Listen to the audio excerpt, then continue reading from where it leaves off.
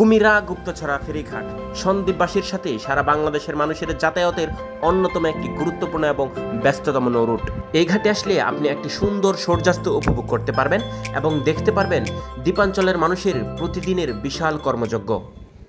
আসসালামু আলাইকুম। এই মুহূর্তে আমি আছি কুমিরা সন্দ্বীপ ফেরিঘাটে। এই সন্দ্বীপ ফেরিঘাটের কিছু বিশেষত্ব আছে। যেই ফেরিঘাটে আসলে আপনি একসাথে সমুদ্র, পাহাড় এবং বড় বড় জাহাজ দেখতে পারবেন এবং প্রাকৃতিক সৌন্দর্য উপভোগ করতে পারবেন। সুতরাং চলুন তাহলে শুরু করা যাক সম্পূর্ণ ভিডিও। চট্টগ্রামের দ্বীপ উপজেলাগুলোর মধ্যে অন্যতম সন্দ্বীপ উপজেলা। এই দ্বীপাঞ্চলের মানুষের চট্টগ্রামের সাথে যোগাযোগের একমাত্র মাধ্যম নৌপথ। নানান কর্মব্যস্ততার কারণে সন্দ্বীপবাসীকে পাড়ি দিতে হয় এই বিস্তীর্ণ জলরাশির সমুদ্রপথ।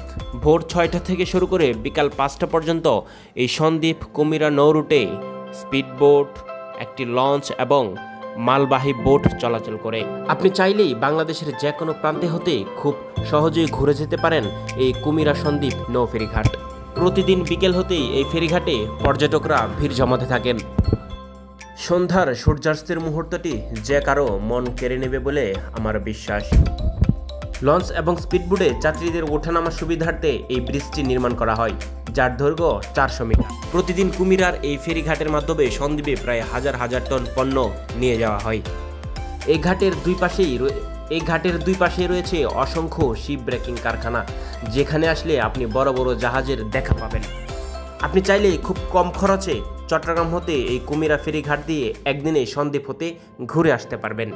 কুমিরা গুপ্তছড়া নৌরুটের ভাড়ার তালিকাটা আমি একটু আপনাদেরকে জানিয়ে দিচ্ছি। আপনি যদি এসব মালবাহী ট্রলারে করে সন্দ্বীপ যেতে চান তাহলে জনপ্রতি আপনার ভাড়া পড়বে 150 টাকা। আর আপনি যদি স্পিডবোটে যেতে চান তাহলে জনপ্রতি আপনার ভাড়া পড়বে 250 টাকা।